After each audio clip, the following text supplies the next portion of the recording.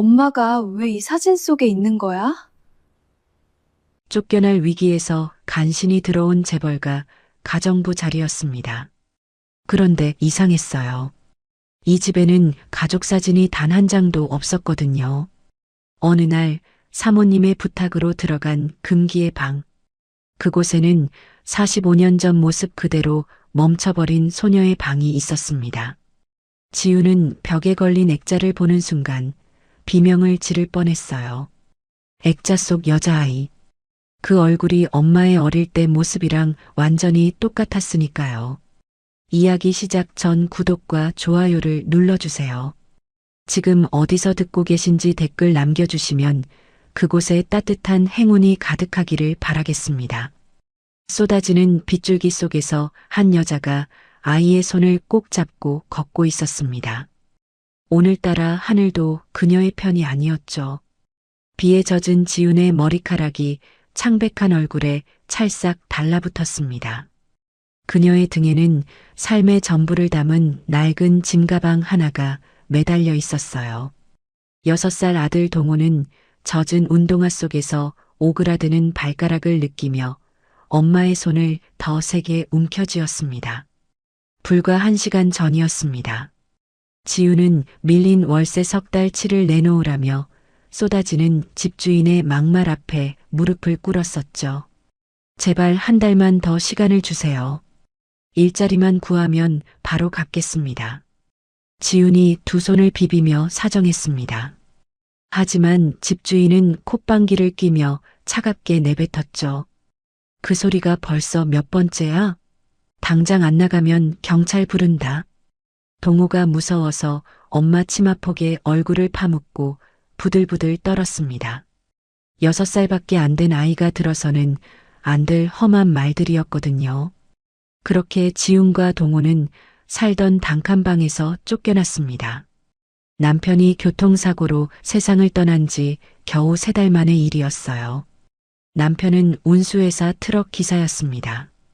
성실하게 일했지만 남겨진 건 빚뿐이었죠.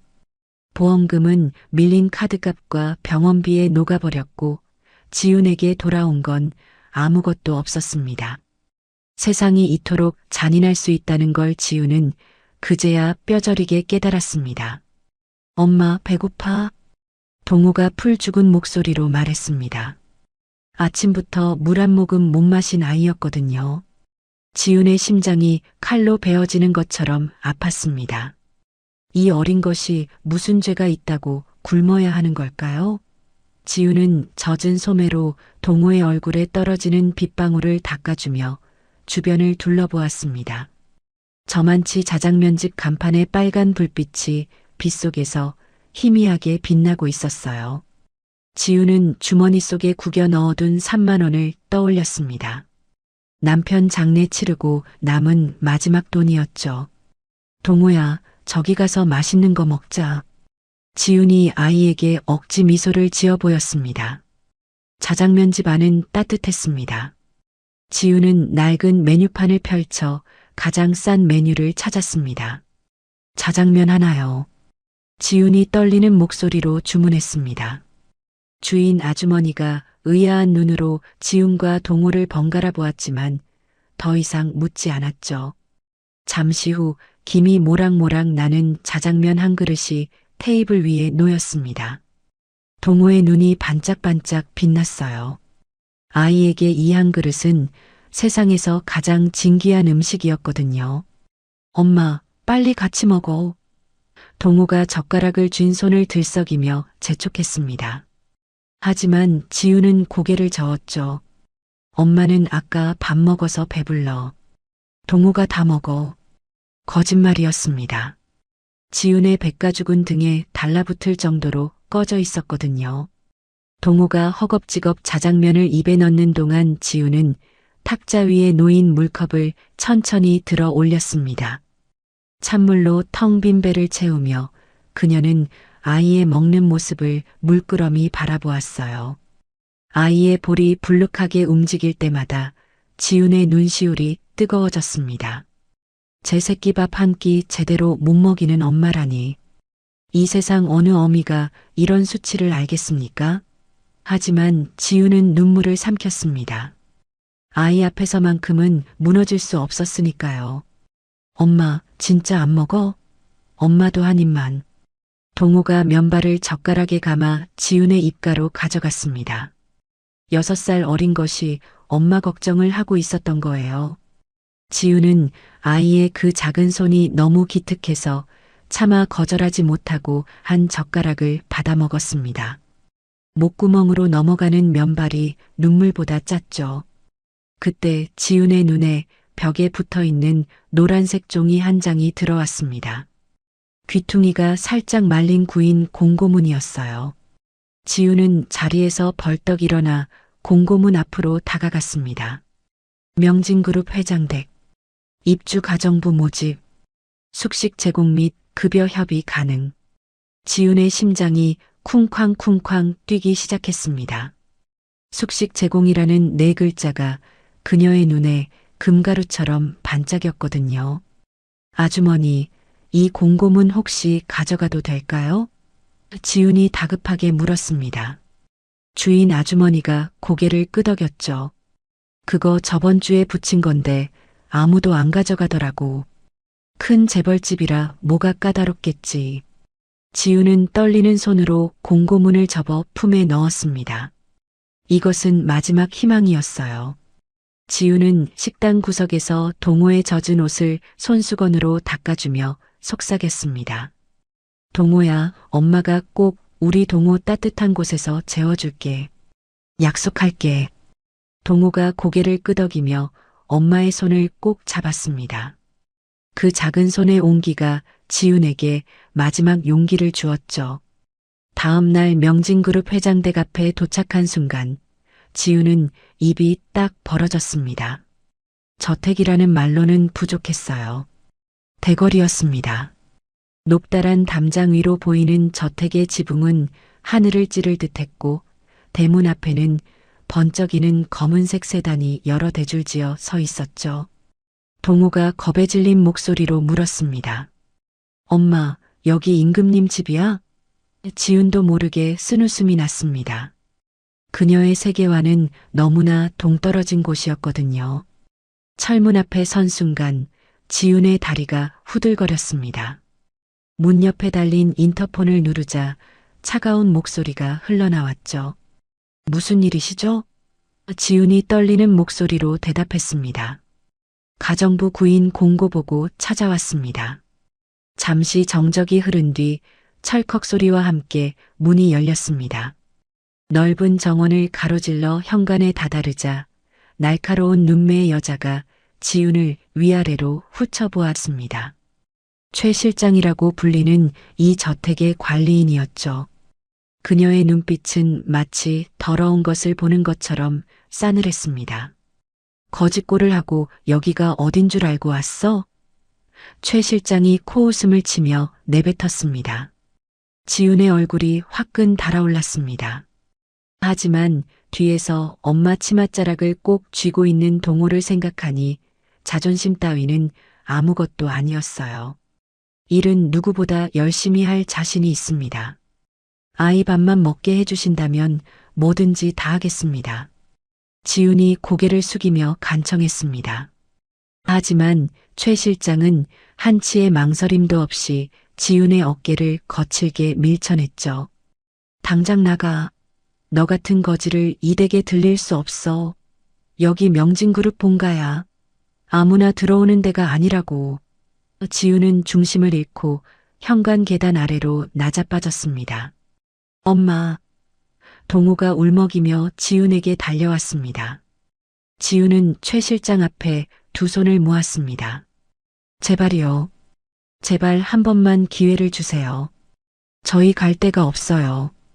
지훈의 눈에서 눈물이 뚝뚝 떨어졌습니다. 자존심을 버리는 것은 차라리 쉬웠습니다. 하지만 어미로서 아이를 굶기는 수치심은 차마 견딜 수가 없었거든요. 바로 그때였습니다. 저택 안에서 낮고 무거운 목소리가 들려왔어요. 무슨 소란이냐? 최 실장이 화들짝 놀라 몸을 돌렸습니다. 철문 안쪽에 백발이 성성한 노인 한 명이 서 있었어요. 명진그룹 회장 박진철이었습니다. 73세의 나이가 무색하게 등이 꼿꼿했고 눈빛은 서리빨처럼 날카로웠습니다. 회장님, 이 여자가 가정부로 들어오겠다고 이 난리를 쳐서요. 당장 내쫓겠습니다. 최 실장이 허리를 굽히며 보고했습니다. 하지만 진철의 시선은 바닥에 무릎을 꿇고 있는 지훈에게 고정되어 있었어요. 비에 젖어 누더기처럼 된 옷, 파리하게 질린 얼굴, 그리고 절박하게 빛나는 눈. 진철은 그 눈을 보는 순간 가슴 한구석이 뭉클해지는 것을 느꼈습니다. 왜인지 모르게 발길을 돌릴 수 없었어요. 일어나게. 지훈이 천천히 고개를 들었어요. 진철과 눈이 마주쳤습니다. 그 순간 진철의 심장이 덜컥 내려앉았어요. 설명할 수 없는 감정이 밀려왔습니다. 회장님? 최 실장이 어리둥절한 표정으로 진철을 바라보았습니다. 진철은 한참 동안 지훈을 뚫어지게 바라보다가 입을 열었어요. 받아들여라. 네. 회장님, 이 여자는 신원도 경력도 내가 받아들이라고 했다. 진철의 목소리가 날카로워졌습니다. 더 이상의 반론을 허용하지 않는 어조였어요. 최 실장은 입을 다물 수밖에 없었습니다. 고맙습니다. 정말 고맙습니다. 지훈이 땅바닥에서 일어나 연신 허리를 굽혔습니다. 눈물이 쏟아졌어요. 진철은 아무 말 없이 돌아서서 저택 안으로 들어갔습니다. 지훈은 동호의 손을 꼭 잡고 철문 안으로 들어섰습니다. 계단을 올라가니 다락방처럼 생긴 작은 쪽방이 나왔습니다.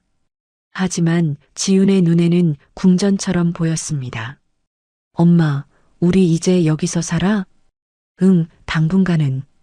다행이다. 비 안 맞아도 되겠다. 동호의 순진한 말에 지훈의 눈에서 다시 눈물이 흘렀습니다. 그날 밤 지훈은 동호를 품에 안고 낡은 이불을 덮었습니다. 쪽방은 좁고 습했지만 빗소리가 들리지 않았어요. 비를 맞지 않아도 된다는 것, 그것만으로도 지훈에게는 기적 같았습니다. 엄마 사랑해.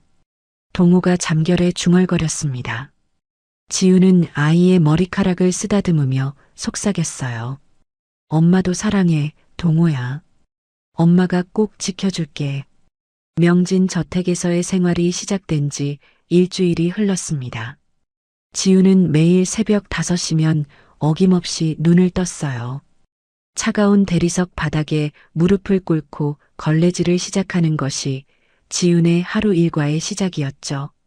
손이 빨갛게 얼어붙어도 무릎이 까져서 쓰라려도 지훈은 불평 한마디 하지 않았습니다. 이곳에서 쫓겨나면 갈 곳이 없었거든요. 그녀는 걸레를 꼭 짜며 혼잣말처럼 중얼거렸습니다. 버텨야 해. 동호를 위해서 무슨 일이 있어도 버텨야 해. 새벽 공기가 폐 속으로 차갑게 스며들었지만 지훈의 눈빛만큼은 뜨겁게 타오르고 있었어요. 노부부의 아침 식사를 준비하는 것도 지훈의 몫이었습니다. 주방에서 밥을 짓고 반찬을 데우는 동안 선임 가정부가 지훈의 곁으로 다가왔죠. 50대 중반쯤 되어 보이는 이 여자는 이 저택에서 10년 넘게 일해온 베테랑이었습니다. 그녀의 눈빛에는 동정과 경계심이 동시에 담겨 있었어요. 지훈 씨, 잠깐. 선임 가정부가 지훈의 팔을 잡아 한쪽으로 이끌었습니다. 그리고 목소리를 낮추며 2층 복도 끝을 손가락으로 가리켰죠. 저기 보이는 방 있지? 저 방은 절대 출입 금지야. 회장님 허락 없이는 그 누구도 발을 들여선 안 돼. 지훈이 고개를 끄덕이며 물었습니다. 무슨 방인데요? 선임 가정부의 표정이 순간 어두워졌어요. 묻지 마. 그냥 근처에도 가지 마. 청소도 하지 마. 알았지? 그 말투에서 지훈은 단순한 경고 이상의 무언가를 느꼈습니다. 두려움 같기도 하고 슬픔 같기도 한 묘한 감정이었죠. 지훈은 고개를 끄덕였지만 이상하게도 그 방이 자꾸만 신경이 쓰였습니다. 복도를 지나칠 때마다 저 방 앞에서 발걸음이 느려지는 자신을 발견했거든요. 마치 보이지 않는 끈에 이끌리듯 그 닫힌 문이 자꾸만 지훈을 부르는 것만 같았습니다. 저택 안을 청소하면서 지훈은 한 가지 이상한 점을 발견했습니다. 이 거대한 저택 어디에도 가족 사진이 단 한 장도 걸려 있지 않았거든요. 거실 벽면에는 수억 원짜리 유명 화가의 그림이 걸려 있었고 복도에는 골동품 도자기가 진열되어 있었지만 정작 이 집에 사는 사람들의 사진은 찾아볼 수가 없었습니다. 지훈은 먼지를 털다 말고 멍하니 생각에 잠겼습니다. 이렇게 큰 집에 왜 가족 사진 한 장 없는 걸까요? 평범한 집이라면 거실 한가운데 가족 사진 액자가 있을 텐데 말이에요. 그날 오후 지훈은 사모님 자옥의 방을 청소하게 되었습니다. 노크를 하고 방에 들어섰을 때 자옥은 창가에 앉아 멀리 하늘을 바라보고 있었죠. 그 뒷모습이 어찌나 쓸쓸해 보이던지 지훈은 가슴이 먹먹해졌습니다. 조용히 방을 청소하던 중 화장대 서랍이 살짝 열려 있는 것이 눈에 들어왔어요. 그 안에는 고운 비단 보자기에 쌓인 무언가가 있었습니다.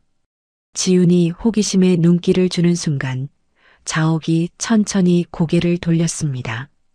그건 만지지 마라. 차갑지만 떨리는 목소리였어요. 지훈이 황급히 고개를 숙였습니다. 죄송합니다, 사모님. 자옥은 느릿느릿 일어나 화장대 앞으로 다가갔습니다. 그리고 떨리는 손으로 보자기를 풀었죠. 그 안에는 아주 작은 꽃신 한 켤레가 있었습니다. 분홍색 바탕에 노란 꽃무늬가 수놓아진 서너 살 정도 되는 아이가 신었을 법한 꽃신이었어요. 색이 바래고 가장자리가 달아 있었지만 얼마나 소중하게 보관해 왔는지 한눈에 알 수 있었습니다. 자옥은 그 꽃신을 가슴에 품고 창밖을 바라보았습니다. 그녀의 눈가에 눈물이 맺혀 있었어요. 지훈은 조용히 방을 빠져나왔습니다. 문을 닫는 순간 자옥의 작은 흐느낌 소리가 문틈 사이로 새어나왔죠. 지훈의 가슴이 철렁 내려앉았습니다. 저 꽃신의 주인은 누구일까요? 왜 사모님은 저 꽃신을 품에 안고 오는 걸까요? 지훈은 알 수 없는 슬픔에 발걸음이 무거워졌습니다. 저녁 식사 시간이 되었습니다. 지훈은 정성껏 차린 밥상을 거실 식탁에 올렸습니다.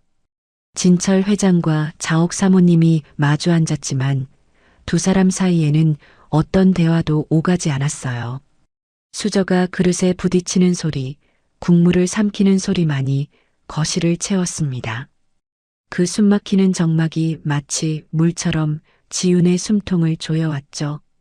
지훈은 두 노인의 모습을 보며 가슴이 아려왔습니다.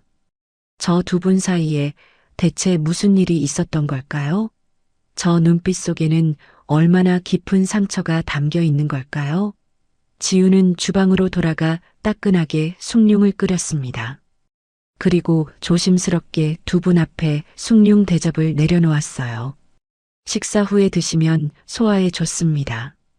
지훈이 조용히 말했습니다. 진철이 고개를 들어 지훈을 바라보았습니다. 그 눈빛에 잠시 따스한 빛이 스쳤죠. 자옥 역시 숭늉을 한 모금 마시며 눈을 감았습니다. 오랜만에 느껴보는 따뜻함이었어요. 지훈의 작은 정성이 얼어붙은 저택에 미세한 온기를 불어넣고 있었습니다. 그때였습니다. 거실 한가운데에서 작은 발소리가 들려왔어요. 지훈이 화들짝 놀라 고개를 돌렸습니다. 동호가 엄마를 찾아 쪽방에서 나와 본체 거실까지 들어온 것이었죠. 번쩍번쩍 빛나는 대리석 바닥 위에 맨발 차림의 아이가 멍하니 서 있었습니다. 길을 잃은 강아지처럼 두리번거리며 엄마를 찾고 있었어요. 저게 뭐야? 최 실장의 날카로운 목소리가 거실을 찢었습니다. 그녀가 성큼성큼 다가가 동호의 팔을 거칠게 낚아챘죠. 여기가 어디라고 들어와. 회장님 노하시면 내 엄마랑 당장 쫓겨날 줄 알아. 최 실장이 으르렁거리듯 내뱉었습니다. 동호의 얼굴이 하얗게 질렸어요. 눈에 금세 눈물이 그렁그렁 맺혔죠. 엄마. 동호가 울음을 터뜨렸습니다. 지훈이 달려가려는 순간 서늘한 목소리가 떨어졌어요. 최 실장, 그 손 놓지 못해. 자옥이었습니다. 그녀가 차가운 눈빛으로 최 실장을 쏘아보고 있었죠. 아이가 뭘 안다고 겁을 주는가. 자옥의 목소리에는 분노가 담겨 있었습니다. 최 실장이 화들짝 놀라 동호의 팔을 놓았어요. 자옥이 천천히 일어섰습니다. 우는 동호 앞에 멈춰선 자옥은 아이의 얼굴을 내려다보았습니다. 그 순간 자옥의 심장이 덜컥 내려앉았어요. 자옥의 손이 저도 모르게 동호의 볼로 향했습니다. 눈물을 닦아주려는 듯 손가락이 아이의 뺨 가까이 다가갔죠. 하지만 그녀는 멈칫하며 손을 거두었습니다. 얼굴을 굳게 다잡은 자옥이 차갑게 지훈을 불렀어요. 아이 단속 잘하게. 2번은 없어. 그것이 전부였습니다. 하지만 지훈은 보았어요. 자옥의 눈시울이 붉게 물들어 있는 것을요. 차가운 말투와는 달리 그 눈빛 속에는 형언할 수 없는 그리움과 슬픔이 서려 있었습니다. 그때 서재 문이 살짝 열려 있는 것을 지훈은 알아채지 못했습니다. 진철이 문틈 사이로 이 광경을 지켜보고 있었거든요. 그의 시선은 동호에게 고정되어 있었죠. 무서움을 꾹 참고 입을 앙다문 동호의 모습이 진철의 가슴을 후벼 팠습니다. 저 아이의 인매가 어디서 많이 본 것 같았어요. 고집스럽게 담은 저 입술이 마치 자신의 젊은 시절을 보는 것만 같았죠. 진철은 한참 동안 그 자리에 서 있었습니다. 그날 밤 쪽방에서 지훈이 동호를 재우고 있었습니다. 아이는 낮에 있었던 일 때문인지 쉽게 잠들지 못했어요. 엄마, 그 할머니 무섭지 않았어. 응? 처음엔 무서운 줄 알았는데 아니었어. 할머니 눈이 슬퍼 보였어. 지훈은 깜짝 놀랐습니다. 6살밖에 안 된 아이가 그걸 느꼈다니. 그래서 나 할머니한테 사탕 줬어. 사탕? 무슨 사탕? 주머니에 있던 거. 엄마 슬플 때 달콤한 거 먹으면 기분 좋아지잖아. 할머니도 기분 좋아지라고. 동호가 해맑게 웃었어요. 지훈의 눈시울이 뜨거워졌습니다. 며칠 전 식당 아주머니가 준 사탕이었어요.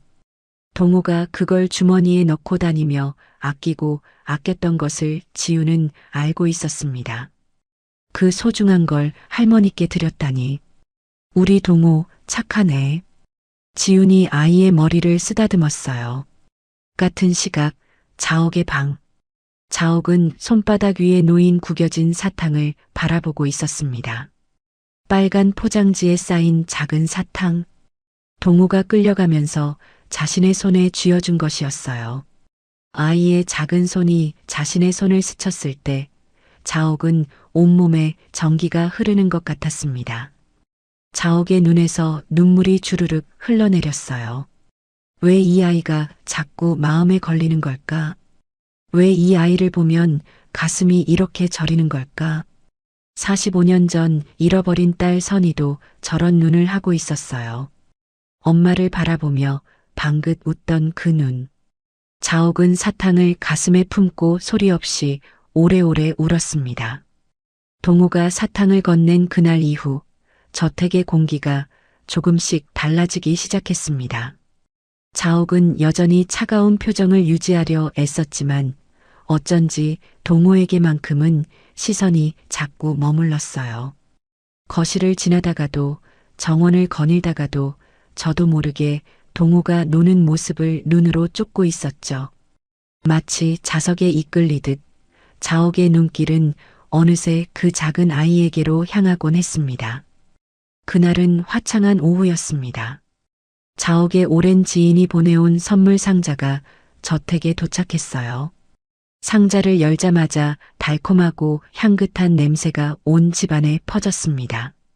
최고급 백복숭아였죠. 탐스럽게 익은 복숭아들이 고운 포장지 위에 나란히 놓여 있었어요. 분홍빛 껍질에 보슬보슬 솜털이 달린 것이 마치 갓 태어난 아기의 볼처럼 고왔습니다. 자옥은 거실 소파에 앉아 복숭아 향을 맡으며 잠시 눈을 감았습니다. 그때 거실 창가에서 작은 웃음소리가 들려왔어요. 동호가 햇살 아래에서 혼자 장난감을 가지고 놀고 있었죠. 볼이 발그레하게 상기된 채 깔깔거리는 모습이 어찌나 귀여운지 자옥의 입가에 저도 모르게 미소가 번졌습니다. 45년 만에 처음 느껴보는 따스한 감정이었어요. 자옥은 옆에서 청소를 하고 있던 지훈을 불렀습니다. 지훈 씨, 이리 오게. 지훈이 걸레를 내려놓고 조심스럽게 다가왔죠. 자옥은 상자에서 가장 탐스러운 복숭아 하나를 집어들었습니다. 저 아이한테 이거 깎아서 먹여라. 자옥의 목소리에는 부드러운 기운이 서려 있었어요. 하지만 지훈의 얼굴이 순간 굳어졌습니다. 그녀는 두 손을 앞으로 모으며 난처한 표정을 지었죠. 사모님, 정말 감사합니다만. 지훈이 잠시 말을 멈추었어요. 어떻게 말해야 할지 망설이는 눈치였습니다. 자옥이 고개를 갸웃하며 물었죠. 왜 그러나? 아이가 과일 안 좋아하나? 지훈이 천천히 고개를 저었습니다. 아닙니다, 사모님. 동호는 저를 닮아서 복숭아 알레르기가 아주 심해요. 한 입만 먹어도 온몸에 두드러기가 나고 숨을 못 쉬거든요. 지훈의 목소리가 조심스러웠습니다. 선물을 거절하는 것 같아 죄송한 마음이 가득했거든요. 그 순간 거실 한쪽에서 신문지 넘기는 소리가 뚝 멈췄습니다. 진철이었어요. 그는 신문 위로 고개를 들어 안경 너머로 지훈을 뚫어지게 바라보았습니다. 그의 눈빛이 심상치 않았죠. 마치 번개를 맞은 사람처럼 온몸이 굳어 있었거든요. 진철은 평생 복숭아를 입에 대지 못했습니다. 어린 시절부터 복숭아 한 조각만 먹어도 기도가 부어올라 숨을 쉬지 못했거든요. 의사들도 고개를 절레절레 흔들 만큼 심각한 알레르기 체질이었습니다. 이 체질 때문에 어린 시절 몇 번이나 병원 응급실을 들락거렸는지 모릅니다. 그런데 저 어린아이도 그리고 저 아이의 엄마도 똑같은 체질이라니요. 자옥 역시 놀란 표정으로 지훈을 바라보았습니다. 그녀의 눈동자가 미세하게 흔들렸어요. 어머, 우리 영감님이랑 똑같네. 자옥이 중얼거리듯 말했습니다. 그녀의 목소리에는 놀라움 이상의 무언가가 담겨 있었죠. 진철은 신문을 든 손이 미세하게 떨리는 것을 느꼈습니다. 복숭아 사건 이후 자옥은 더 이상 동호를 피하지 않았습니다. 오히려 그 반대였죠. 거실에서 동호를 마주치면 발걸음을 멈추고 아이를 바라보았고 동호가 정원에서 뛰어노는 모습을 창가에 서서 한참이나 지켜보곤 했습니다.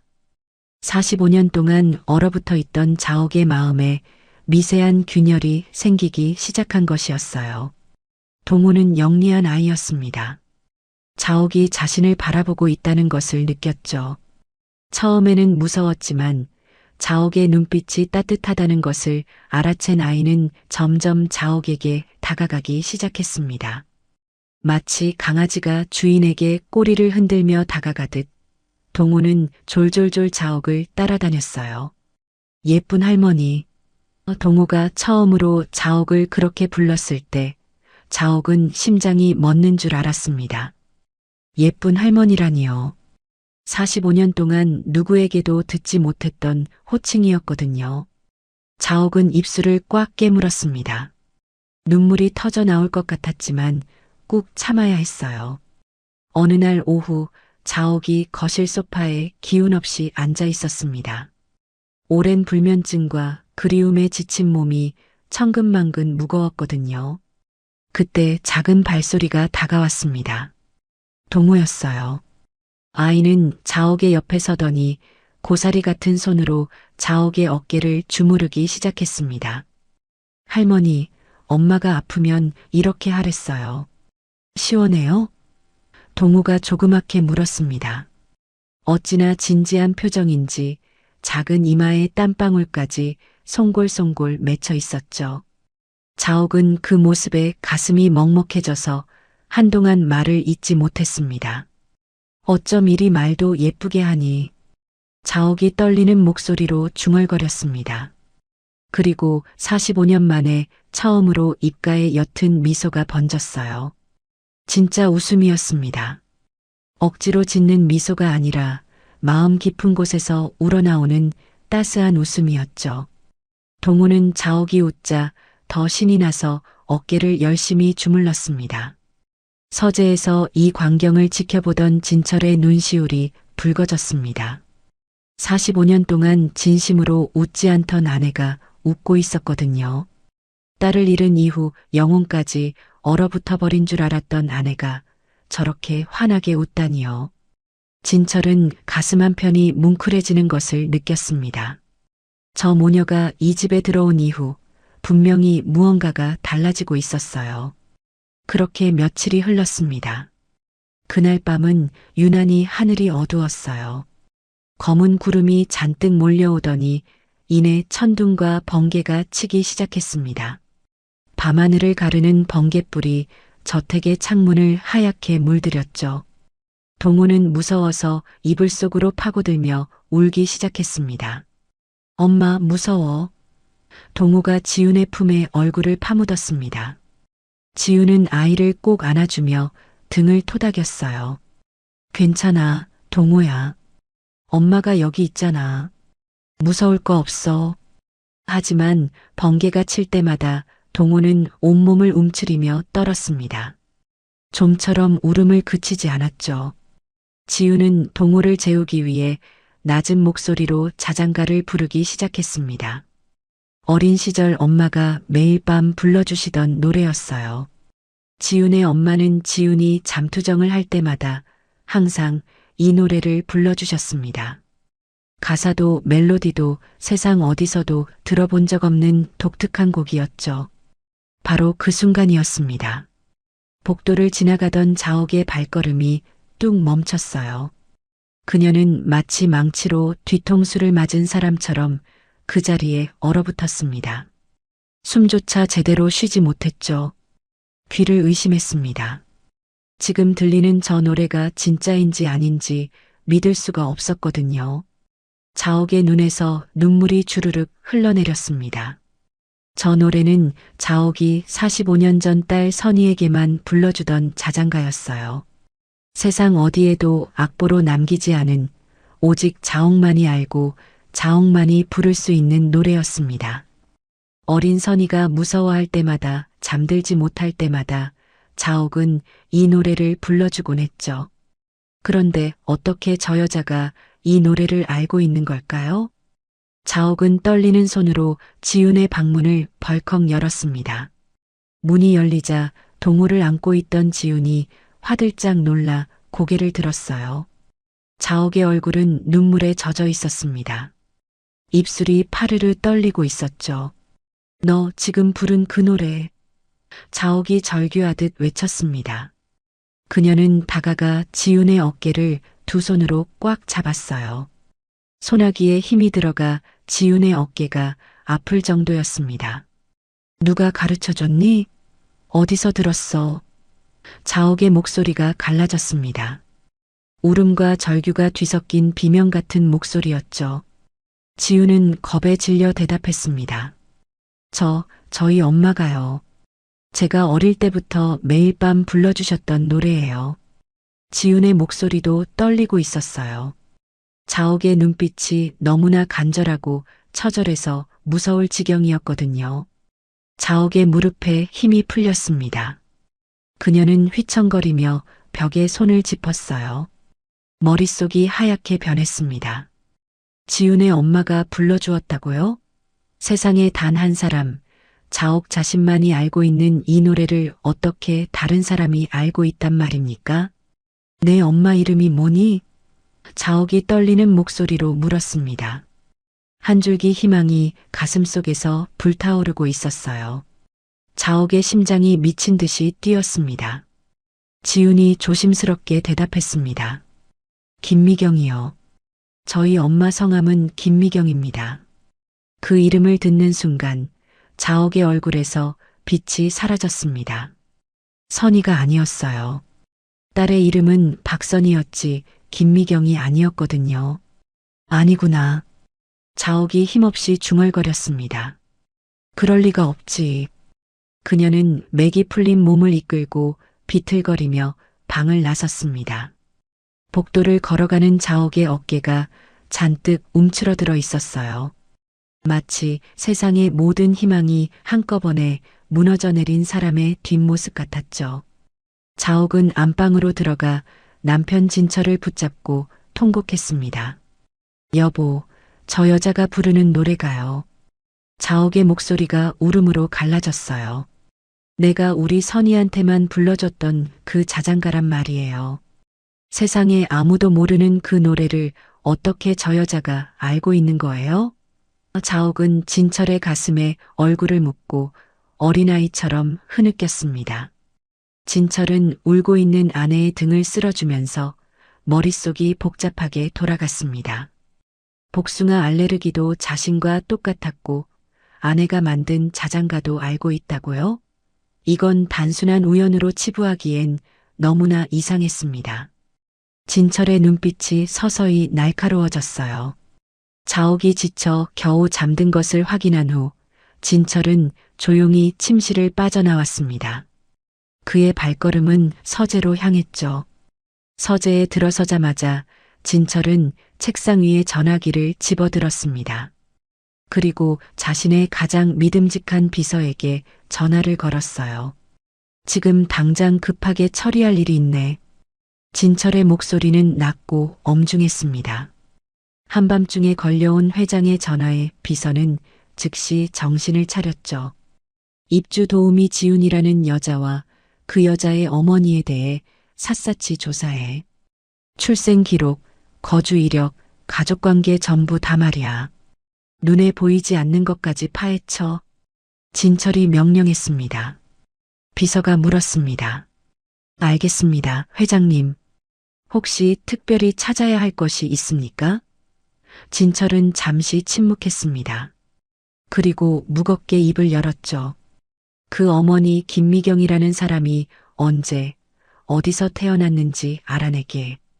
그리고 혹시 45년 전의 기록도 찾을 수 있으면 찾아봐. 진철의 목소리가 흔들렸습니다. 전화를 끄는 진철은 한참 동안 창밖을 바라보았습니다. 어둠 속에 빗방울이 창문을 두드리고 있었어요. 그의 가슴 속에서 두 가지 감정이 격렬하게 충돌하고 있었습니다. 한쪽에서는 말도 안 된다며 부정하고 있었고, 다른 한쪽에서는 혹시 정말 그런 걸까 하는 희망이 꿈틀거리고 있었죠. 선희야. 진철이 어둠 속에서 딸의 이름을 불렀습니다. 내가 정말 살아있는 거냐? 아무도 대답하지 않았습니다. 하지만 밖에서 들려오는 빗소리가 마치 딸의 울음소리처럼 진철의 귀에 울렸습니다. 45년 전 그날 밤 딸을 찾지 못하고 미친 듯이 비를 맞으며 달렸던 기억이 파도처럼 밀려왔어요. 한편 별채에서 지우는 잠든 동호를 바라보며 생각에 잠겼습니다. 아까 자옥의 그 눈빛이 자꾸만 머릿속에서 맴돌았거든요. 저 눈빛은 분명 단순한 놀라움이 아니었어요. 간절함과 그리움, 그리고 절망이 뒤섞인 눈빛이었습니다. 마치 오랫동안 잃어버렸던 무언가를 찾았다가 다시 놓쳐버린 사람의 눈빛 같았죠. 자장가 사건이 있은 지 며칠 뒤였습니다. 저택의 묘한 긴장감이 감돌기 시작했어요. 평소보다 더 무거운 공기가 집 안 전체를 짓누르는 것 같았습니다. 지우는 그 이유를 알 수 없었어요. 다만 자옥의 얼굴이 유난히 창백하고 진철의 표정이 더욱 굳어 있다는 것만 느낄 수 있었습니다. 어느 날 아침 저택 안에 자욱한 향 냄새가 퍼지기 시작했습니다. 지우는 평소와 다른 분위기를 느끼고 선임 가정부에게 조심스럽게 물었어요.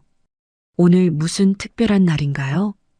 선임 가정부의 표정이 어두워졌습니다. 그녀는 한숨을 내쉬며 낮은 목소리로 대답했죠. 오늘이 그날이야. 45년 전 회장님 따님이 사라진 날. 회장님 내외부는 매년 이맘때 제사를 지내셔. 선임 가정부의 눈가가 촉촉해졌습니다. 따님 생일이기도 했거든. 7살 생일을 앞두고 사라지셨대. 그날 이후로 회장님 댁에서 웃음소리가 사라졌어. 지훈의 가슴이 철렁 내려앉았습니다. 45년 동안 딸의 생일에 제사를 지내온 부모의 마음이 어떠했을까요? 그 깊은 슬픔을 상상하니 숨이 막혔습니다. 저택은 온통 슬픔에 잠겨 있었습니다. 평소에도 조용했지만 오늘은 유독 더 고요했어요. 저택 직원들은 모두 말소리를 낮추고 발소리를 죽였습니다. 마치 누군가의 장례식장에 온 것 같은 분위기였죠. 자옥은 아침부터 방에서 나오지 않았고 진철은 서재에 틀어박힌 채 창밖만 바라보았습니다. 그때 저택 현관에 검은색 고급 세단 한 대가 들어섰습니다. 차에서 내린 것은 60대 후반의 남자였어요. 진철의 동생 박종만이었습니다. 종만은 매년 이맘때면 형의 저택을 방문해 제사에 참석하곤 했죠. 형님, 형수님, 오랜만입니다. 종만이 거실로 들어서며 인사를 했어요. 진철은 고개만 끄덕였고 자옥은 대답도 하지 않았습니다. 지우는 주방에서 제사 음식을 정성껏 준비하고 있었습니다. 선임 가정부에게 회장 부부의 사연을 들은 후 그녀는 평소보다 더 마음을 담아 음식을 만들었어요. 전을 부칠 때도 나물을 무칠 때도 마치 자신의 엄마를 위해 준비하는 것처럼 정성을 다했습니다. 45년 동안 딸을 그리워한 부모님의 마음을 조금이라도 달래드리고 싶었거든요. 제사 준비가 한창일 때 자옥이 지훈을 불렀습니다. 자옥의 얼굴은 창백했고 눈가에는 그동안 흘린 눈물 자국이 얼룩져 있었어요. 그녀는 기운 없는 목소리로 말했습니다. 지훈 씨, 부탁이 있네. 지훈이 조심스럽게 다가갔죠. 네, 사모님. 말씀하세요. 자옥은 2층을 향해 고개를 돌렸습니다. 그리고 떨리는 목소리로 부탁했어요. 2층 복도 끝방에 가서 벽에 걸린 액자 좀 가져다 주겠니? 지훈의 심장이 쿵 하고 내려앉았습니다. 2층 끝방이라면 그 금기의 방 아닌가요? 선임 가정부가 그토록 가지 말라고 경고했던 바로 그 방 말입니다. 지훈은 잠시 망설였습니다. 하지만 자옥의 간절한 눈빛을 외면할 수가 없었어요. 네, 사모님. 제가 가져오겠습니다. 지훈이 고개를 숙이고 계단을 올라갔습니다. 2층 복도 끝에 도착한 지훈은 닫힌 문 앞에 섰습니다. 문이 삐걱 소리를 내며 열렸습니다. 지훈은 숨을 삼키며 안으로 한 발자국 들어섰어요. 그리고 그 순간 그녀는 마치 45년 전으로 시간 여행을 온 것 같은 착각에 빠졌습니다. 방 안은 어린 소녀의 방 그대로였습니다. 분홍색 벽지, 레이스 달린 침대 커버, 책상 위에 놓인 색연필과 스케치북. 모든 것이 마치 방금 전까지 누군가 살고 있었던 것처럼 깨끗하게 정돈되어 있었어요. 먼지 하나 없었습니다. 누군가 매일매일 정성껏 청소를 해온 것이 분명했죠. 지훈의 눈에 벽에 걸린 액자가 들어왔습니다. 그녀는 천천히 액자 앞으로 다가갔어요. 액자 속에는 7살쯤 되어 보이는 어린 소녀의 사진이 있었습니다. 까만 단발머리에 큰 눈망울, 볼에는 앙증맞은 보조개가 파여 있었죠. 해맑게 웃고 있는 소녀의 모습이었습니다. 지우는 액자를 집어들었습니다. 그리고 사진 속 소녀의 얼굴을 가까이 들여다보았죠. 바로 그 순간이었습니다. 지훈의 온몸이 얼어붙었어요. 손이 부들부들 떨리기 시작했습니다. 비명이 목구멍까지 차올랐지만 소리는 나오지 않았죠.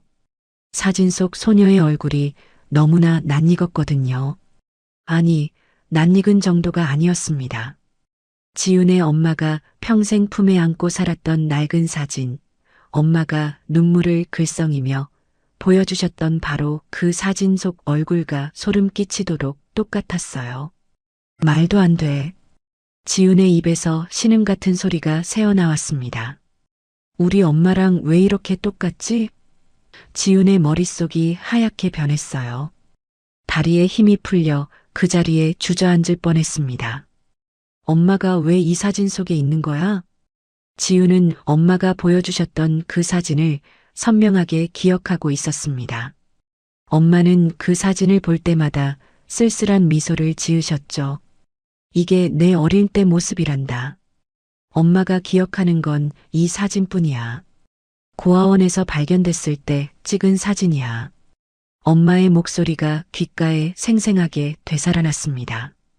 그런데 그 사진 속 얼굴이 지금 이 저택의 금기된 방에 영정사진으로 걸려 있다니요.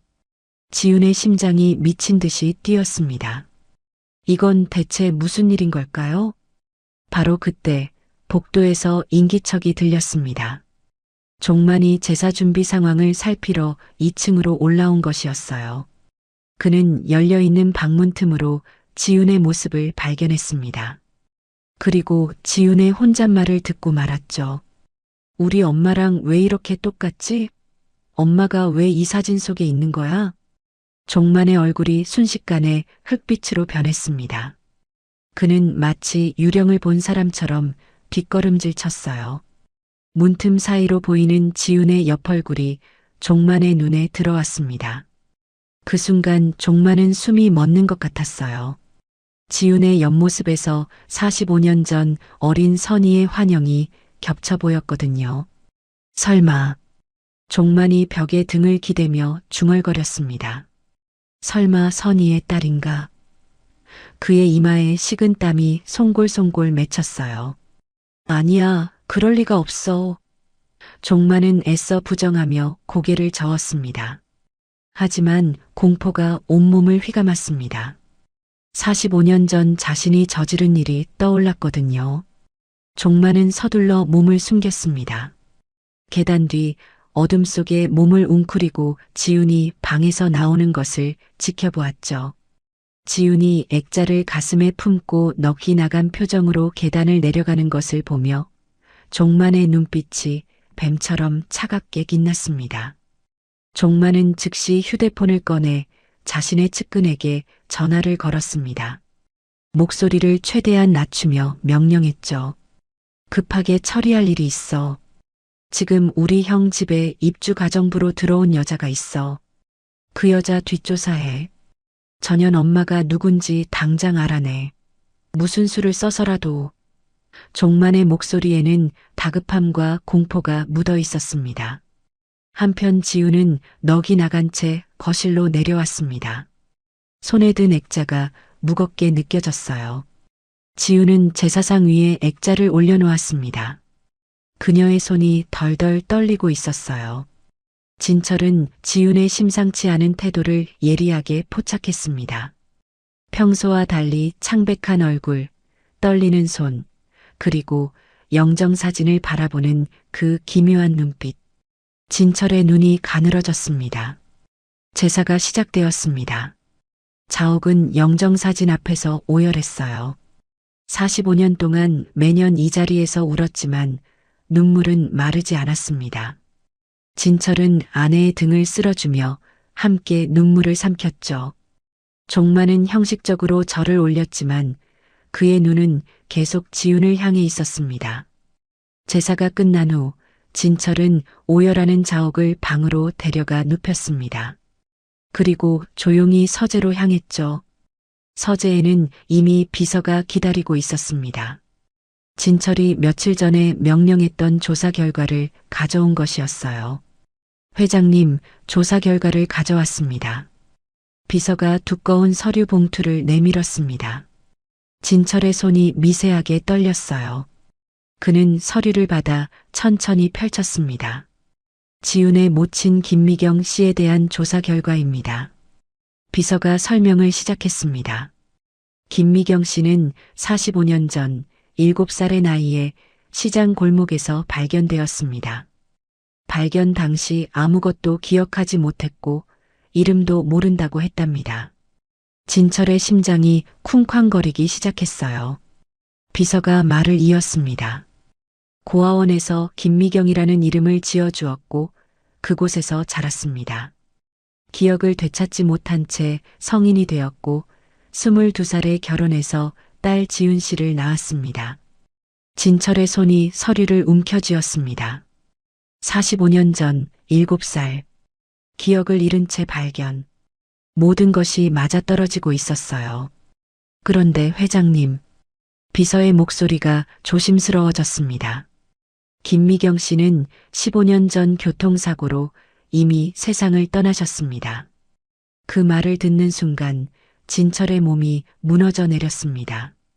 그는 책상을 짚으며 간신히 몸을 지탱했어요. 딸이 살아 있었습니다. 하지만 이미 죽었습니다. 45년 동안 찾아 헤맸던 딸이 고아원에서 힘겹게 자라다가 15년 전에 세상을 떠났다니요. 진철의 눈에서 뜨거운 눈물이 쏟아졌습니다. 선이야. 진철이 짐승 같은 울음을 토해냈습니다. 아빠가 45년 동안 찾았는데 내가 그 고생을 하는 동안 아빠는 뭘 한 거냐? 그는 가슴을 쥐어뜯으며 오열했어요. 딸을 지키지 못한 아비의 죄책감이 파도처럼 밀려왔습니다. 비서는 조심스럽게 진철이 진정되기를 기다렸습니다. 그리고 두 번째 보고를 꺼냈죠. 회장님, 한 가지 더 보고 드릴 것이 있습니다. 진철이 젖은 눈으로 비서를 바라보았습니다. 45년 전 실종 당일 기록을 뒤져보았습니다. 당시 CCTV나 블랙박스는 없었지만 경찰 기록에 목격자 진술이 남아있더군요. 비서가 서류를 넘기며 말했습니다. 실종 현장에서 조금 떨어진 곳에서 검은색 세단이 여러 차례 목격되었는데 그 차량 번호가 당시 종만 이사님 명의의 차량과 일치합니다. 진철의 눈빛이 순간 얼음처럼 차갑게 변했습니다. 종만? 동생 종만의 차가 45년 전 선희가 사라진 현장 근처에 있었다고요? 진철의 손이 부르르 떨렸습니다.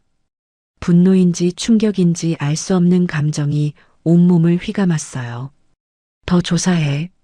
진철의 목소리가 얼음장처럼 차가워졌습니다. 종만의 45년 전 행적을 샅샅이 뒤져. 그날 그 시간에 뭘 했는지, 누구를 만났는지 전부 다 파헤쳐. 진철의 눈에 무서운 빛이 서렸습니다. 만약 동생이 딸의 실종에 관여했다면 결코 용서하지 않을 것이었어요. 그리고 한 가지 더. 진철이 비서에게 명령했습니다. 지훈과 동호의 유전자를 채취해서 나와 아내의 유전자와 비교 검사를 진행해. 최우선으로 극비리의 말이야. 비서가 고개를 숙였습니다. 알겠습니다, 회장님. 그날 밤 모든 일이 끝나고 별채로 돌아온 지훈은 문을 걸어 잠갔습니다. 동호가 곤히 잠든 것을 확인한 후 그녀는 바닥에 주저앉았어요. 그리고 억눌렀던 감정을 터뜨렸습니다. 사진첩을 펼쳤습니다. 첫 페이지에 엄마의 어린 시절 사진이 붙어 있었어요. 오늘 본 액자 속 아이의 얼굴이 떠올랐습니다. 똑같았어요. 눈매도, 왼쪽 눈 밑의 점도, 코도, 입술도 의심의 여지가 없었습니다. 지훈의 눈에서 눈물이 쏟아졌어요. 억눌렀던 감정이 터져나왔습니다. 엄마, 이게 도대체 어떻게 된 일이야? 지훈이 사진을 껴안고 울부짖었어요. 저 사진 속 아이가 엄마랑 왜 똑같은 거야? 엄마는 평생 고아로 살았잖아. 지우는 미친 듯이 오열했습니다.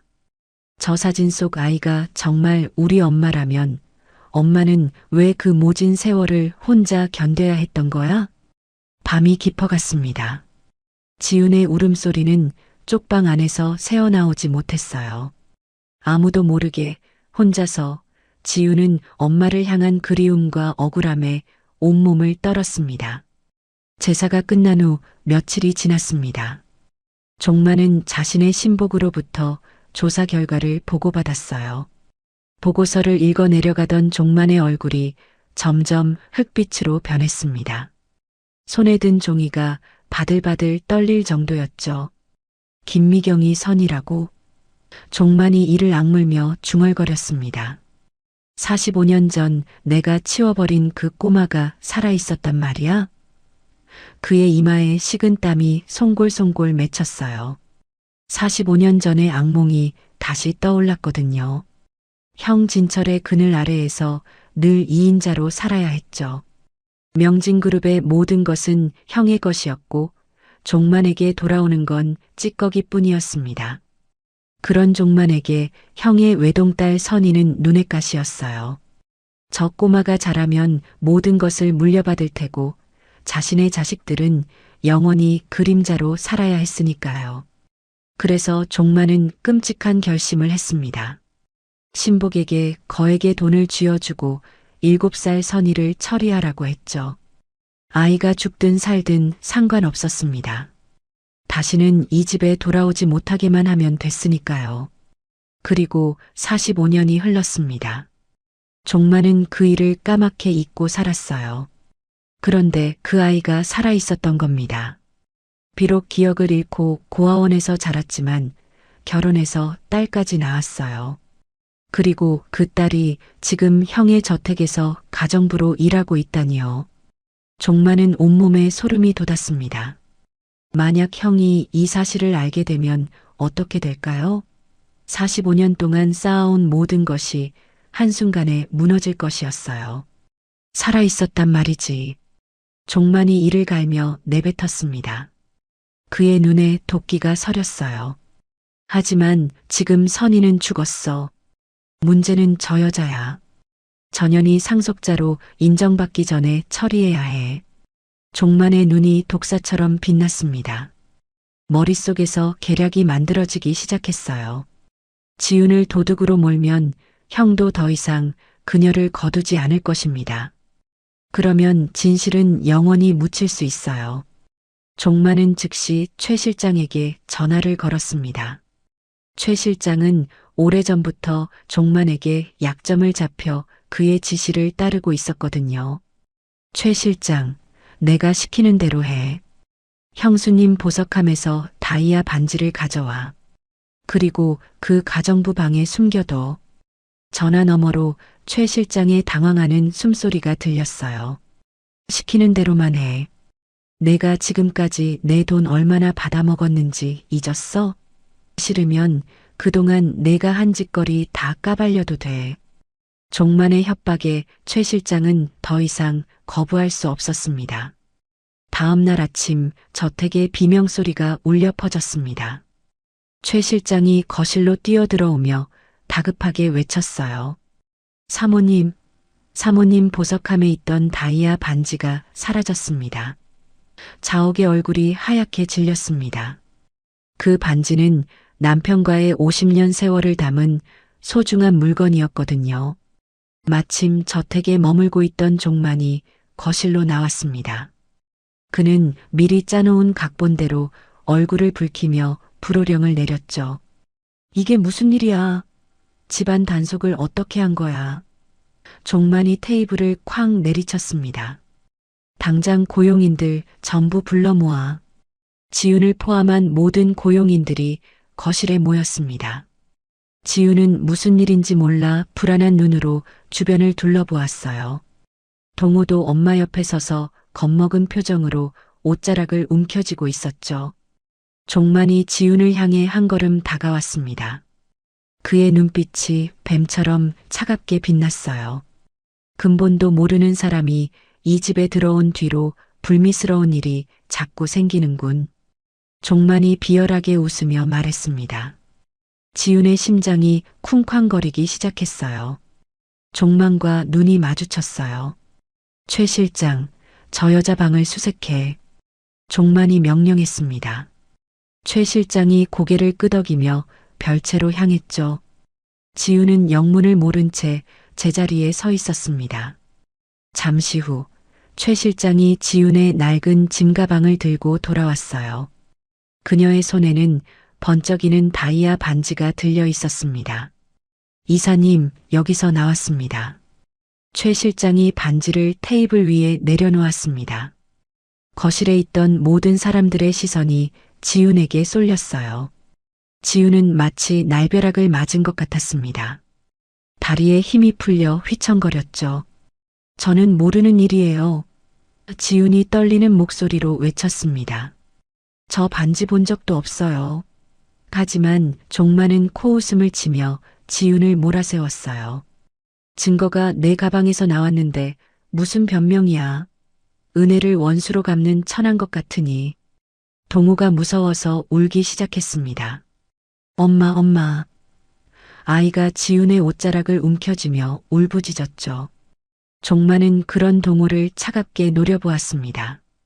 교육을 어떻게 시켰길래 아이까지 이 모양이냐?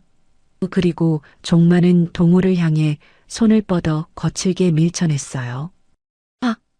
동우가 비명을 지르며 바닥에 낮아빠졌습니다. 어린아이의 무릎이 단단한 대리석 바닥에 부딪혀 까졌어요. 동우의 울음소리가 거실에 처절하게 울려 퍼졌습니다. 동우야. 지훈이 비명을 지르며 아이에게 달려갔습니다. 그녀는 넘어진 동우를 품에 꼭 안았어요. 아이의 무릎에서 피가 흘러내리고 있었습니다. 지훈의 눈에서 눈물이 쏟아졌죠. 저는 정말 가져가지 않았어요. 뭔가 잘못된 게 분명해요. 지훈이 절규하듯 외쳤습니다.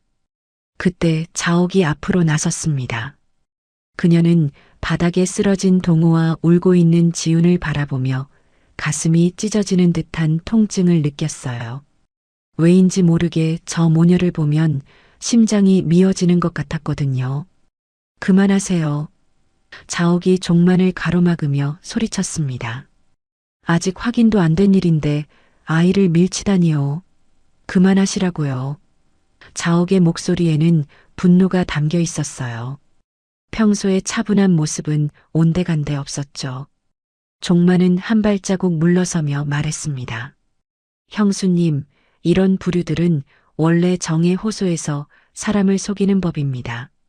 증거가 저렇게 뻔히 나왔는데 무슨 동정을 베풀어요? 당장 경찰에 넘기고 내쫓아야 합니다. 종만의 목소리가 거실에 날카롭게 울렸습니다. 지훈은 동우를 안은 채 바닥에 주저앉아 있었습니다. 억울함에 가슴이 터질 것 같았어요. 분명히 누군가 자신을 함정에 빠뜨린 것이었습니다. 하지만 그걸 어떻게 증명할 수 있을까요? 지훈의 눈앞이 캄캄해졌습니다. 바로 그 순간이었습니다. 서재 문이 벌컥 열렸어요. 진철이 모습을 드러냈습니다. 그의 손에는 두꺼운 서류 봉투가 들려 있었죠. 진철의 표정은 얼음처럼 차갑고 단단했습니다. 그의 눈빛에서 서슬 퍼런 기운이 뿜어져 나왔어요. 형님, 종만이 진철에게 다가가며 의기양양하게 말했습니다. 보셨죠? 이 여자가 형수님 반지를 훔쳤습니다. 저 가방에서 증거가 나왔어요. 당장 경찰에 넘겨야 합니다. 종만은 승리를 확신한 표정이었죠. 하지만 진철은 종만을 쳐다보지도 않았습니다. 그의 시선은 오직 바닥에 주저앉아 동우를 안고 울고 있는 지훈에게만 향해 있었어요. 진철의 눈가가 붉어졌습니다. 저 여자는, 저 어린아이는 자신의 피가 흐르는 핏줄이었거든요. 비서로부터 받은 유전자 검사 결과가 그것을 증명하고 있었습니다. 네 이놈. 진철이 갑자기 천둥 같은 목소리로 호통을 쳤습니다. 종만이 화들짝 놀라 뒷걸음질 쳤어요. 감히 여기가 어디라고 누구에게 함부로 대하는 것이냐. 진철의 분노에 찬 목소리가 거실 전체를 흔들었습니다.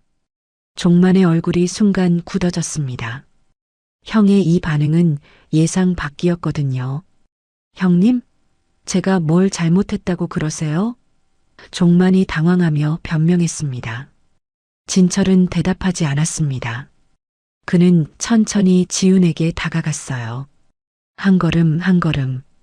진철의 구두 소리가 조용한 거실에 묵직하게 울렸습니다. 지훈은 고개를 들어 다가오는 진철을 바라보았어요. 그녀의 눈에는 두려움과 억울함이 가득 담겨 있었죠. 진철은 지훈 앞에 멈춰 섰습니다. 그리고 떨리는 손을 내밀었어요. 그 손에는 서류 봉투가 들려 있었습니다. 진철의 눈에서 눈물이 흘러내렸습니다. 평생 흘리지 않았던 눈물이었죠. 다들 똑똑히 들어라. 진철이 거실이 울리도록 선포했습니다. 그의 목소리는 떨리고 있었지만 그 안에 담긴 감정은 확고했어요. 이 아이는 도둑이 아니다. 진철이 지훈을 가리키며 외쳤습니다. 거실에 있던 모든 사람들이 숨을 죽였습니다. 종만의 얼굴이 하얗게 질려갔죠. 진철은 눈물을 닦지도 않은 채 말을 이었습니다. 이 아이는 내 친손녀다. 박지훈, 내 핏줄이란 말이다. 그 순간 거실은 마치 시간이 멈춘 것처럼 고요해졌습니다. 자옥이 비틀거리며 벽을 짚었어요. 종만의 입이 딱 벌어졌습니다. 그리고 지훈은 안고 있던 동호를 놓칠 뻔하며 뒷걸음질 쳤죠. 세상이 뒤집어지는 것 같았거든요.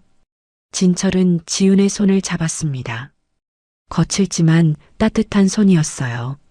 지훈아, 내 엄마 미경이가 바로 우리가 45년 동안 찾아 헤매던 내 딸 선이었다. 내가 내 손녀란다. 진철의 목소리가 울음으로 갈라졌습니다. 지훈은 믿을 수가 없었습니다. 귀를 의심했어요. 자신이 이 저택 주인의 손녀라고요? 평생 가난하게 살다 간 엄마가 이 화려한 저택의 딸이었다고요? 지훈의 머릿속이 하얗게 변했습니다. 핏줄이라니요. 지훈이 떨리는 목소리로 물었습니다. 회장님이 제 할아버지라니요? 우리 엄마는 부모도 없는 고아였는데 그게 무슨 말씀이세요? 지훈의 눈에서 눈물이 쏟아졌습니다. 진철은 손에 든 서류 봉투를 지훈에게 건넸습니다. 여기 유전자 검사 결과와 조사 보고서가 있다.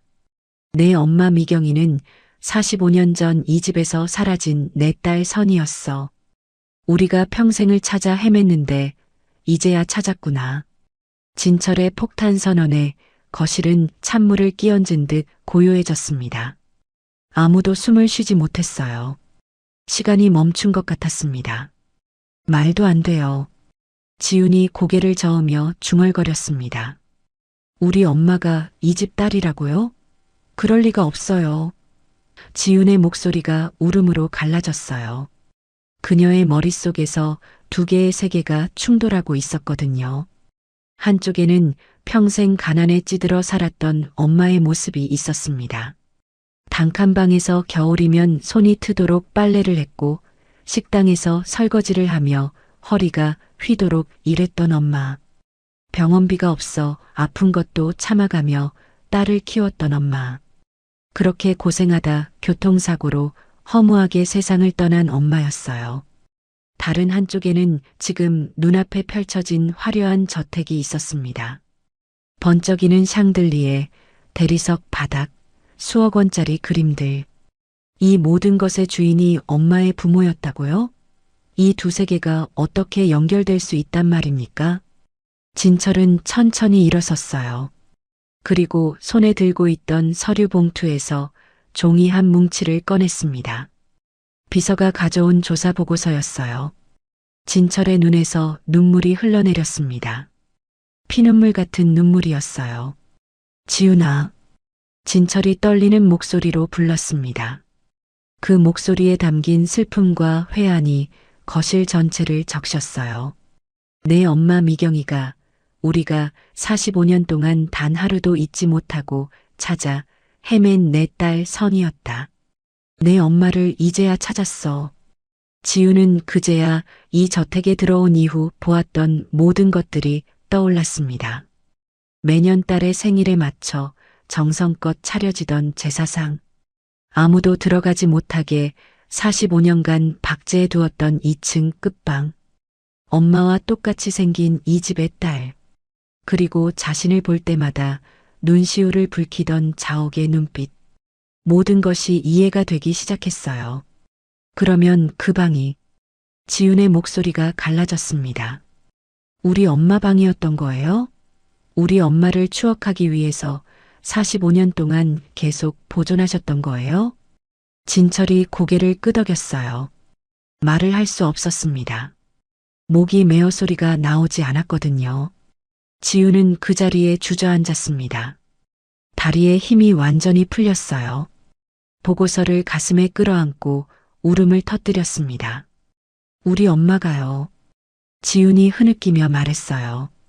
우리 엄마가 살아생전에 낡은 사진 한 장을 항상 품에 안고 다녔어요. 자기 어린 시절 모습이라면서요. 그리고 매일 밤 그 사진을 보며 말했어요. 지훈의 목소리가 끊어졌습니다. 너무 울어서 말을 잇기 힘들었어요. 나는 버려진 게 아닐 거야. 부모님이 꼭 데리러 오실 거야. 엄마는 평생 그렇게 믿으면서 기다렸어요. 죽는 날까지요. 그 말을 듣는 순간 자옥이 무너졌습니다. 비명 같은 통곡이 터져 나왔어요. 자옥은 가슴을 쥐어뜯으며 바닥에 주저앉았습니다. 선이야, 엄마가 너를 얼마나 찾았는데. 자옥의 울부짖음이 거실을 가득 채웠어요. 내가 그 고생을 하는 동안 이 애미는 여기서 편하게 지냈구나. 내가 죽을 죄를 지었다. 죽을 죄를 지었어. 자옥은 머리카락을 쥐어뜯었습니다. 얼굴이 눈물로 범벅이 되었어요. 45년 동안 찾아 헤맨 딸이 고아원에서 외롭게 자라 가난하게 살다 죽었다는 사실. 그 사실이 자옥의 심장을 갈기갈기 찢어 놓았습니다. 진철 또한 바닥에 무릎을 꿇었어요. 딸이 김미경이라는 낯선 이름으로 불리며 춥고 배고프게 자랐다는 기록. 그 기록의 한 줄 한 줄이 대모처럼 가슴에 박혔습니다. 진철은 주먹으로 대리석 바닥을 내리쳤어요. 쾅, 쾅, 쾅.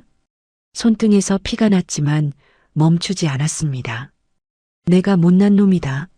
내 새끼 하나 지키지 못한 못난 아비다. 진철이 절규했어요. 70평생 한 번도 남 앞에서 눈물을 보인 적 없는 사람이었습니다. 그런 진철이 바닥에 엎드려 통곡하고 있었어요. 지우는 그 모습을 보며 가슴이 찢어지는 것 같았습니다. 엄마가 평생 품었던 그리움, 부모님이 데리러 올 거라는 희망, 그것이 일방적인 기다림이 아니었어요. 이 저택에서도 똑같은 그리움이 45년 동안 타오르고 있었습니다. 지우는 원망할 수 없었어요. 이 노부부를 원망할 수 없었습니다. 그들도 피해자였으니까요. 그들도 45년을 울며 살았으니까요. 할아버지, 지훈이 떨리는 목소리로 불렀습니다. 태어나서 한 번도 불러본 적 없는 호칭이었어요. 할머니. 진철과 자옥이 고개를 들었습니다. 지훈이 두 팔을 벌리고 있었어요. 눈물 범벅이 된 얼굴로 조부모를 향해 두 팔을 벌리고 있었습니다. 우리 엄마 대신 안아주세요. 엄마가 평생 받지 못한 그 품, 제가 대신 받을게요. 진철과 자옥이 지훈에게 달려갔습니다. 세 사람이 거실 한복판에서 부둥켜 안았어요. 45년의 세월이, 45년의 그리움이, 45년의 눈물이 한꺼번에 터져 나왔습니다. 내 핏줄, 내 새끼가 남긴 핏줄이 여기 있었구나. 진철이 지훈을 부서질 듯 껴안으며 울부짖었어요. 선이야, 선이야. 내 딸이 엄마 품에 왔어. 내 손자도 함께. 자옥이 지훈의 머리카락을 쓰다듬으며 통곡했습니다. 동우도 자옥의 품에 안겨 함께 울었습니다. 아이는 무슨 일인지 정확히 몰랐지만 엄마가 우니까 따라 울었어요. 자옥은 동호의 작은 몸을 꼭 안으며 속삭였습니다. 우리 증손자구나. 선이가 보내준 선물이구나. 자옥의 목소리에는 슬픔과 기쁨이 뒤섞여 있었습니다. 네 사람이 서로를 부둥켜 안고 울고 있는 동안 종만은 구석에서 이를 악물고 있었습니다. 이대로 물러설 수는 없었어요. 45년 동안 쌓아온 모든 것이 무너지게 놔둘 수는 없었거든요. 종만은 떨리는 다리를 억지로 다잡으며 앞으로 나섰습니다. 형님, 종만이 목소리를 높였습니다. 거실에 울려 퍼지던 울음소리가 순간 멎었어요. 모든 시선이 종만에게로 쏠렸습니다. 종만은 뻔뻔하게 고개를 들고 진철을 바라보았죠. 핏줄인 건 핏줄인 거고 도둑질은 별게 아닙니까? 종만이 테이블 위에 놓인 다이아 반지를 가리키며 말했습니다. 저 가방에서 반지가 나온 걸 여기 있는 모든 사람이 봤습니다. 손녀라고 해서 도둑질까지 눈 감아 주실 겁니까? 진철이 천천히 몸을 일으켰습니다. 그의 눈빛이 차갑게 변해갔어요. 진철은 테이블 위에 놓인 다이아 반지를 집어들었습니다. 반짝이는 반지를 한참 동안 들여다보던 진철이 고개를 돌렸죠. 그의 시선이 최 실장에게로 향했습니다. 최 실장. 진철의 목소리는 낮고 차가웠습니다. 최 실장의 어깨가 움찔했어요. 너는 이 반지가 지훈이 가방에 있다는 걸 어떻게 알고 단번에 찾아냈지? 진철이 한 걸음 다가섰습니다. 마치 미리 알고 있었던 사람처럼 말이야. 최 실장의 얼굴이 순식간에 창백해졌습니다. 그녀의 눈이 본능적으로 종만을 향했어요. 그 찰나의 눈빛을 진철은 놓치지 않았습니다. 진철의 눈이 가늘어졌죠. 왜 대답을 못하나? 진철이 다시 물었습니다. 최 실장이 입술을 달싹거렸지만 소리가 나오지 않았어요. 그녀의 이마에 식은 땀이 송골송골 맺혔습니다. 사실대로 말해. 진철이 천둥 같은 호령을 내렸습니다. 거실 전체가 쩌렁쩌렁 울렸어요. 지금 말하면 선처하겠다. 하지만 끝까지 숨기면 너도 무고 및 공범으로 평생 감옥에서 썩게 하겠다. 진철의 눈에서 서슬 퍼런 기운이 뿜어져 나왔습니다. 누구냐? 누가 시켰어? 최 실장의 무릎이 꺾였습니다. 그녀는 그 자리에 털썩 주저앉더니 바닥에 이마를 박았어요. 온몸이 부들부들 떨리고 있었습니다. 회장님, 살려주십시오. 최 실장이 울부짖었습니다. 종만 이사님이 시켰습니다. 최 실장이 바닥에 엎드린 채 절규했어요. 지훈이를 도둑으로 몰아 내쫓으라고 하셨습니다. 저도 어쩔 수 없었어요. 거실이 순간 얼어붙었습니다. 자옥이 비틀거리며 벽을 짚었어요. 지훈은 믿을 수 없다는 표정으로 종만을 바라보았습니다. 종만이 자신을 함정에 빠뜨렸다니요. 대체 왜요? 지훈의 머릿속이 하얗게 변했습니다. 이 정신 나간 여자가. 종만이 최 실장을 향해 발악했습니다. 어디서 거짓말이야. 내가 언제 그런 짓을 시켰어. 종만의 목소리가 갈라졌어요.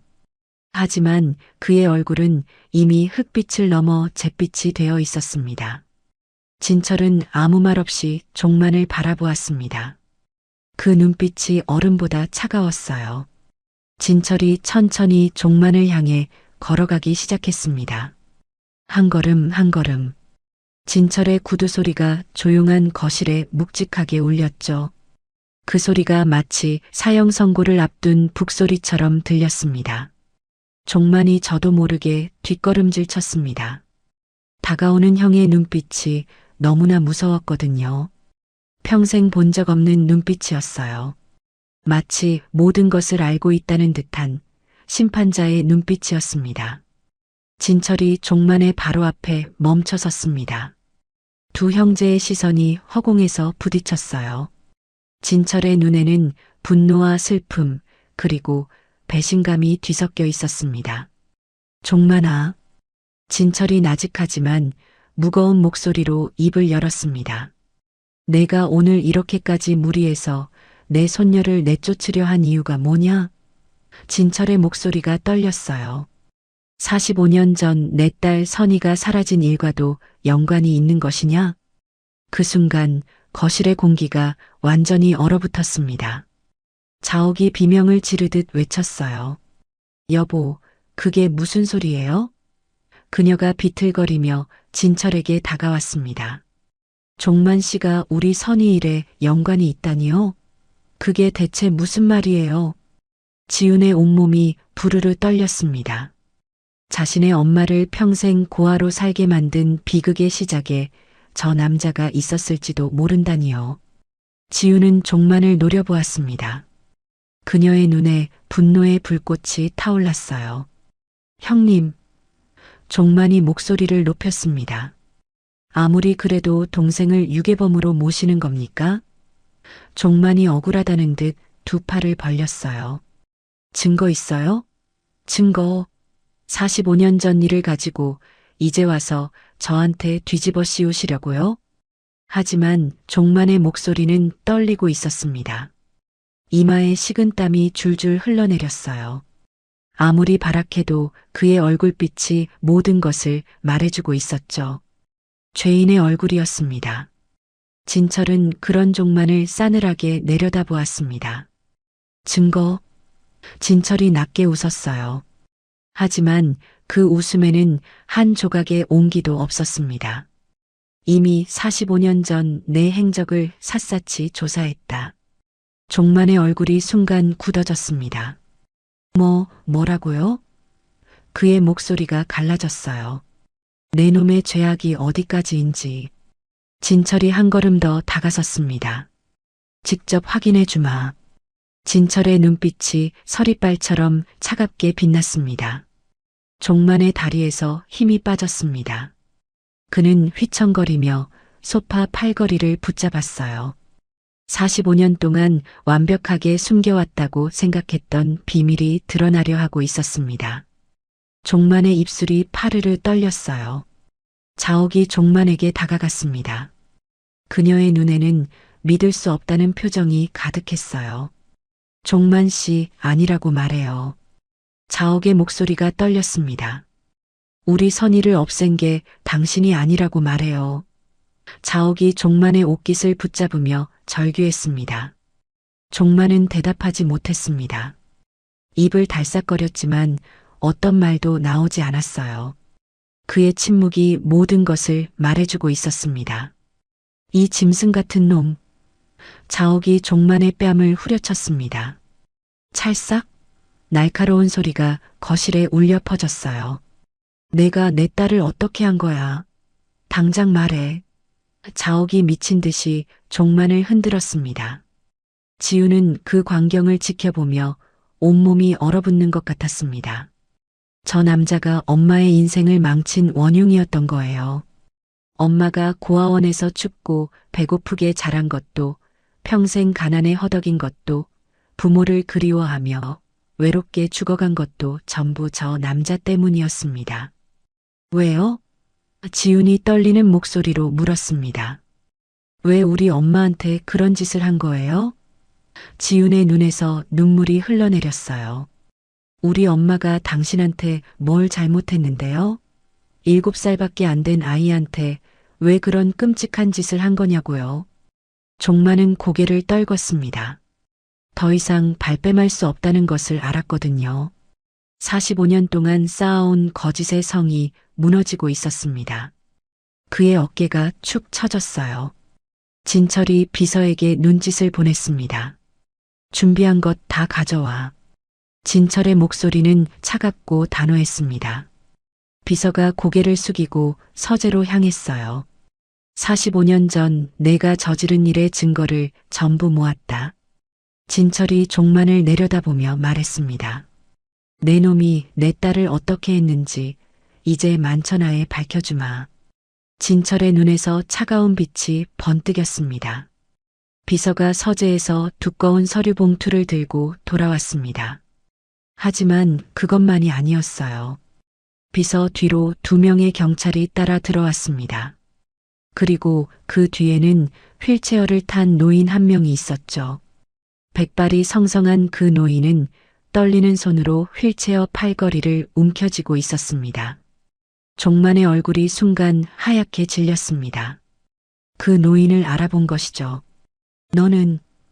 종만이 비명을 지르듯 외쳤어요. 휠체어에 앉은 노인은 다름 아닌 45년 전 종만의 신복이었던 사람이었습니다. 오랜만이군요, 이사님. 노인이 떨리는 목소리로 말했습니다. 그의 눈가에는 눈물이 맺혀 있었어요. 아니, 이제는 이사님이라고 부를 것도 없겠군요. 노인이 쓸쓸하게 웃었습니다. 진철이 노인에게 다가갔습니다. 이분은 45년 전 종만의 신복이었던 분입니다. 진철이 거실에 모인 모든 사람들에게 설명했어요. 얼마 전 제 비서가 수소문 끝에 찾아냈습니다. 이분이 45년 전 그날 밤 무슨 일이 있었는지 전부 증언해 주실 겁니다. 노인이 천천히 고개를 들었습니다. 그의 시선이 종만에게로 향했어요. 45년 전이었습니다. 종만 이사님이 저를 부르셨어요. 거액의 돈을 주시면서 말씀하셨습니다. 노인이 종만을 똑바로 바라보았어요. 회장님 외동딸을 치워버리라고, 영원히 돌아오지 못하게 하라고, 그래야 자기 아들이 명진그룹을 물려받을 수 있다고. 거실에 있던 모든 사람이 숨을 삼켰습니다. 자옥이 비틀거렸어요. 지훈이 황급히 부축했습니다. 저는 차마 어린아이를 죽이지 못했습니다. 그래서 멀리 시장에 버렸어요. 아무것도 모르는 7살짜리를, 울면서 엄마를 찾는 아이를 그냥 두고 왔습니다. 노인의 눈에서 눈물이 흘러내렸어요. 평생 죄책감에 시달렸습니다. 그 아이 얼굴이 매일 밤 꿈에 나왔어요. 이제야 고백합니다. 용서받을 생각은 없습니다. 그냥 진실을 말하고 싶었어요. 노인의 증언이 끝나자 자옥이 비명을 질렀습니다. 그녀의 무릎이 꺾이며 바닥에 주저앉았어요. 어떻게 그럴 수가. 자옥이 가슴을 쥐어뜯으며 울부짖었습니다. 노인이 말을 이었습니다. 45년 동안 그 아이의 울음소리가 귀에서 떠나지 않았습니다. 죽기 전에 반드시 진실을 밝히고 싶었어요. 지훈의 온몸이 부들부들 떨렸습니다. 엄마가 버려지던 그 순간이 눈앞에 생생하게 그려졌거든요. 7살 어린아이가 낯선 곳에서 엄마를 찾으며 울부짖는 모습, 그 광경을 상상하니 심장이 찢어지는 것 같았어요.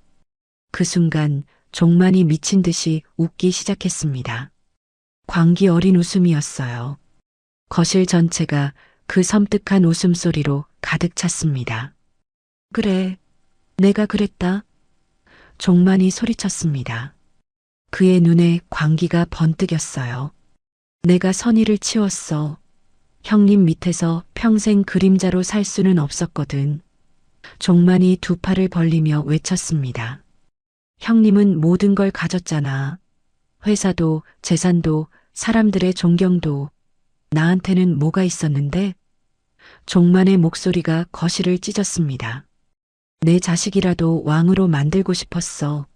형님의 대를 이을 자식만 없애면 됐으니까. 자옥이 종만에게 달려들었습니다. 그녀는 종만의 가슴을 주먹으로 마구 내리치며 통곡했어요. 짐승만도 못한 놈. 내가 내 딸 인생을 망쳤어. 자옥의 비명이 저택을 흔들었습니다. 선희가 얼마나 무서웠겠니? 얼마나 엄마를 찾았겠니? 이 악마 같은 놈아. 진철이 자옥을 부축해 물러나게 했습니다. 그의 얼굴은 분노로 일그러져 있었지만 목소리만큼은 차갑게 가라앉아 있었어요. 진철이 경찰들을 향해 고개를 끄덕였습니다. 법대로 하십시오. 진철이 나직하게 말했습니다. 45년 전 일은 공소시효가 지났을지 모릅니다. 하지만 횡령죄와 무고죄는 피하지 못할 겁니다. 진철의 눈빛이 얼음처럼 차가웠어요. 경찰 2명이 종만에게 다가갔습니다. 철컥 차가운 수갑이 종만의 손목에 채워졌어요. 종만은 발버둥을 치며 저항했지만 소용없었습니다. 형님, 이럴 수 없어. 종만이 악을 썼습니다. 나도 박씨 가문의 피야. 동생한테 이럴 수 있어? 하지만 진철은 눈 하나 깜짝하지 않았어요.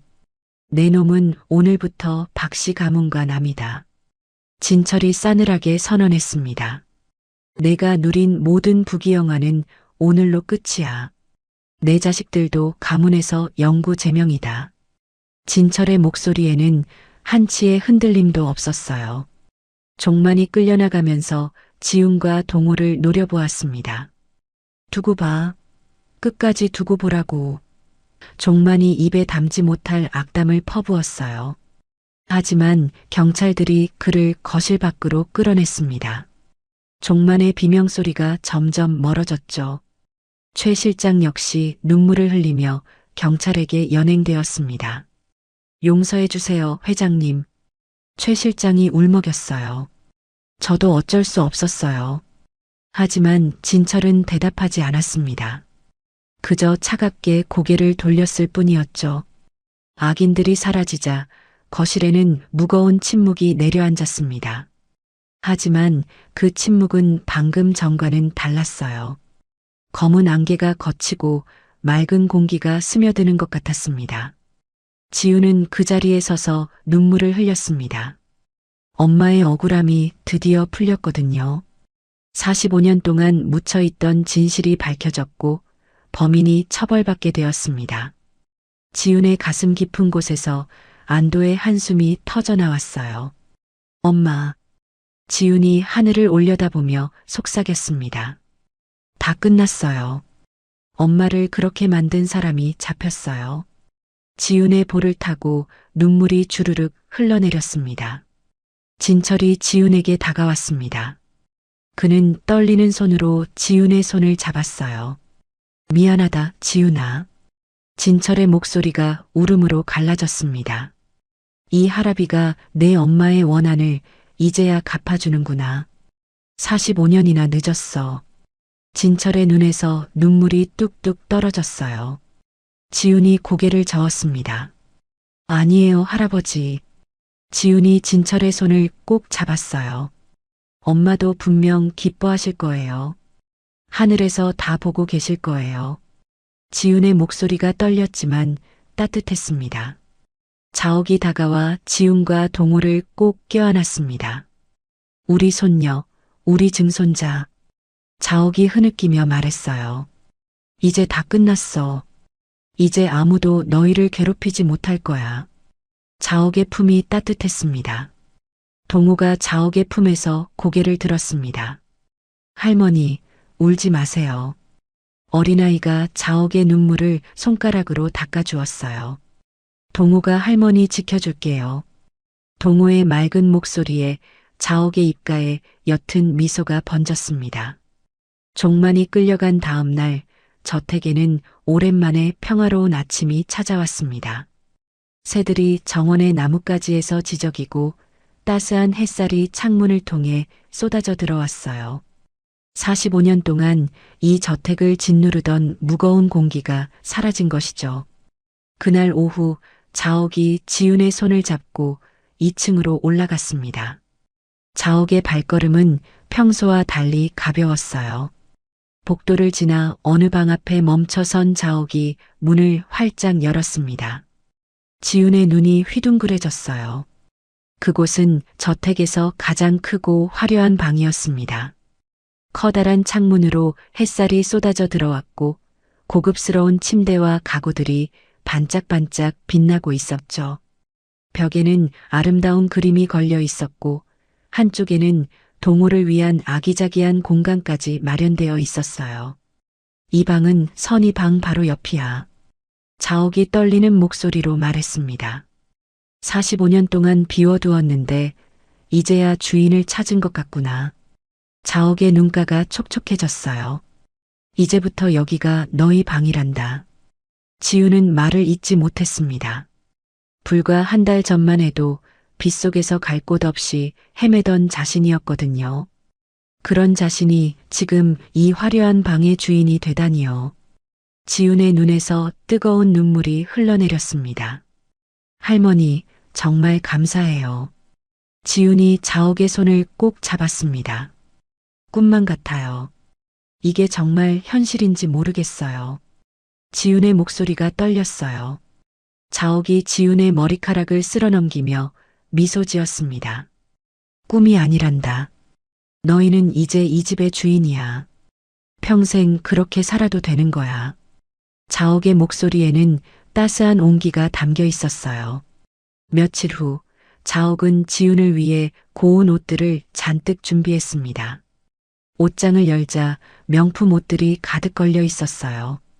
지훈은 평생 이런 옷을 입어본 적이 없었습니다.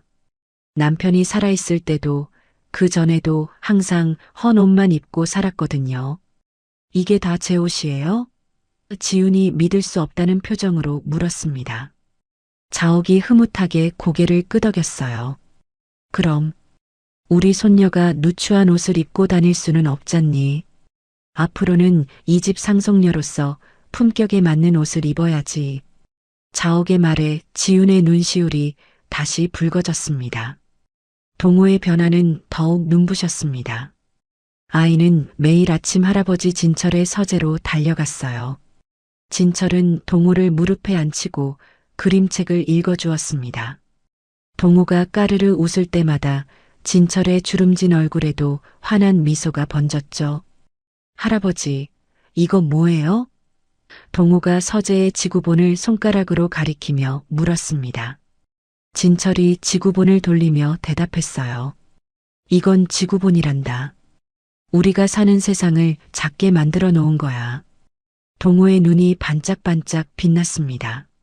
우와, 세상이 이렇게 생겼어요? 저택 안에 아이의 쾌활한 웃음소리가 가득 찼습니다. 45년 만에 처음 듣는 소리였어요. 모든 직원들이 동호의 웃음소리에 절로 미소를 지었습니다. 차갑던 저택이 조금씩 따뜻해지고 있었어요. 진철은 지훈에게 직접 경영 수업을 시작했습니다. 매일 오후 서재에서 두 사람은 마주 앉아 회사 서류를 검토하고 경영 원칙에 대해 이야기를 나누었죠. 진철은 지훈이 똑똑하고 배우는 속도가 빠르다는 것을 금세 알아챘습니다. 지훈아, 넌 참 영리하구나. 진철이 흐뭇하게 말했어요. 내 엄마도 이랬어. 선이도 어릴 때부터 똑똑했거든. 진철의 눈가가 촉촉해졌습니다. 내 엄마가 못다한 꿈을 내가 이뤄다오. 할아버지가 든든한 버팀목이 되어줄게. 지훈은 고개를 끄덕이며 눈물을 삼켰습니다. 네, 할아버지. 엄마 몫까지 열심히 할게요. 실망시켜드리지 않을게요. 지훈의 목소리에는 굳은 다짐이 담겨 있었어요. 어느 맑은 날 온 가족이 함께 외출을 했습니다. 행선지는 지훈의 엄마 김미경의 묘소였어요. 아니, 이제는 박선이라고 불러야 했죠.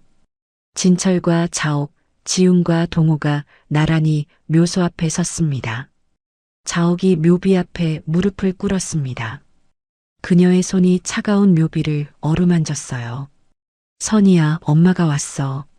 자옥의 목소리가 울음으로 갈라졌습니다. 45년 만에 너를 찾았는데 너무 늦었구나. 엄마를 용서해줘. 자옥의 어깨가 들썩였어요. 진철도 묘비 앞에 섰습니다. 선이야, 아빠다. 진철의 목소리가 떨렸어요. 내가 그 고생을 하는 동안 아빠는 뭘 했는지 모르겠다. 이 못난 아비를 용서해다오. 진철의 눈에서 눈물이 뚝뚝 떨어졌습니다. 지훈이 묘비에 꽃다발을 올렸습니다. 엄마, 나왔어요. 지훈이 속삭이듯 말했어요.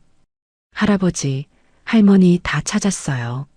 엄마가 평생 그리워하던 부모님이에요. 지훈의 볼을 타고 눈물이 흘러내렸습니다. 이제 엄마도 외롭지 않으실 거예요. 우리 다 같이 왔으니까요.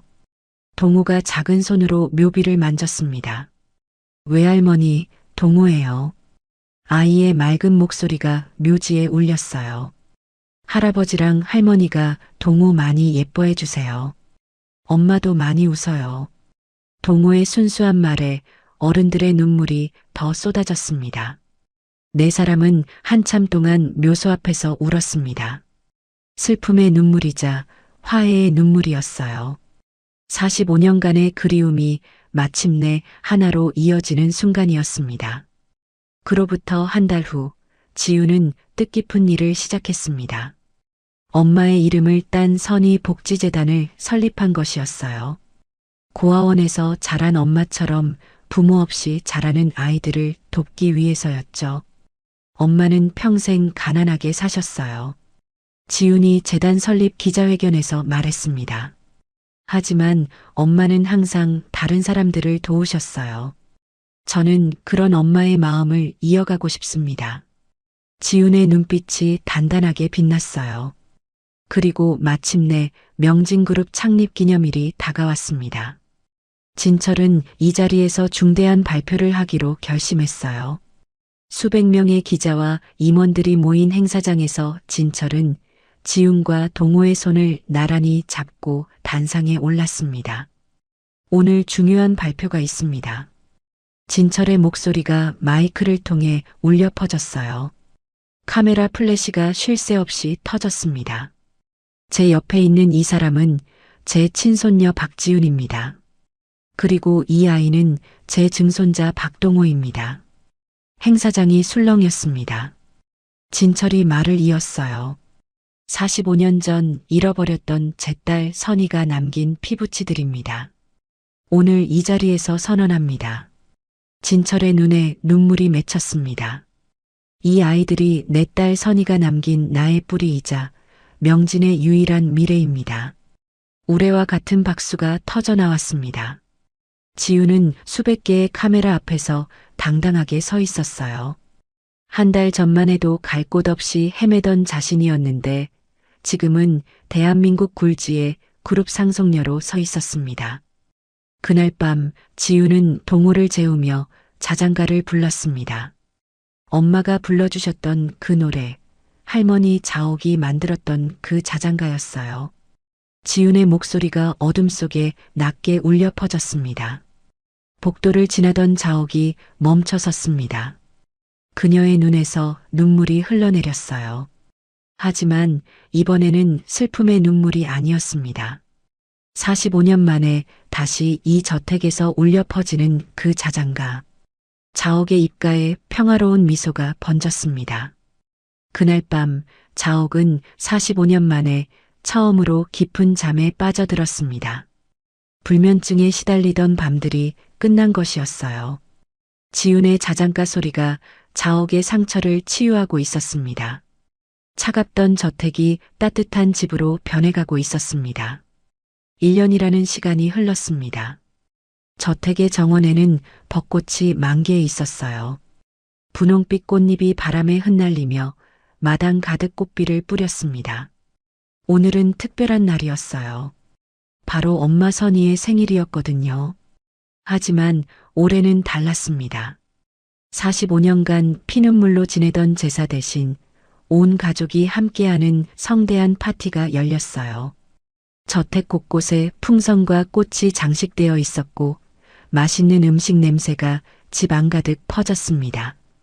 거실 벽면에도 변화가 있었습니다.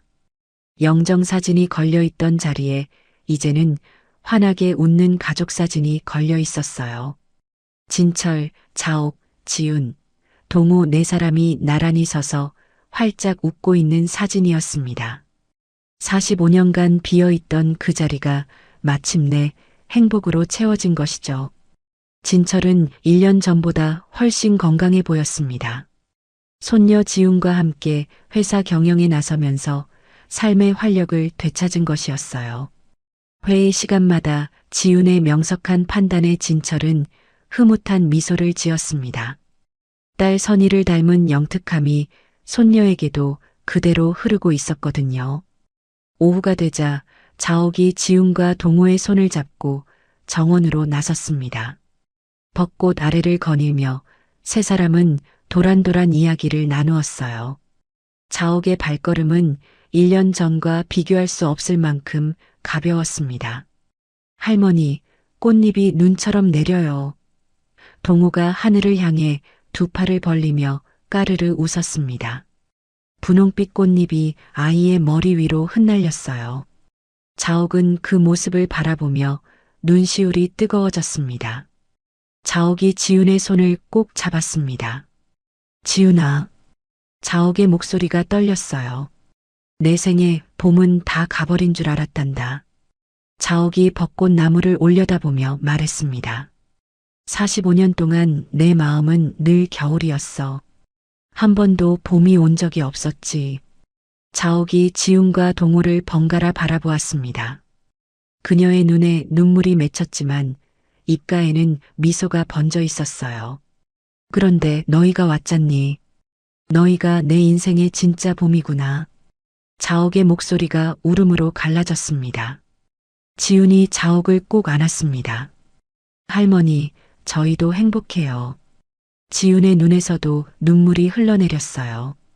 1년 전만 해도 갈 곳 없이 헤매던 저희였는데 이제는 이렇게 따뜻한 가족이 생겼잖아요. 동우가 자옥의 손을 잡아당겼습니다.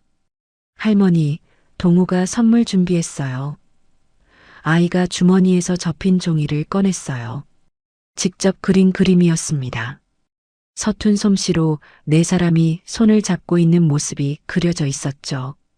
그 위에는 삐뚤빼뚤한 글씨로 사랑해요, 할머니라고 적혀 있었습니다. 자옥은 그 그림을 받아들고 한참을 말없이 바라보았습니다. 그리고 동호를 품에 꼭 안으며 세상에서 가장 환한 웃음을 터뜨렸어요. 고맙다, 우리 동호야. 할머니가 받은 선물 중에 제일 예쁘구나.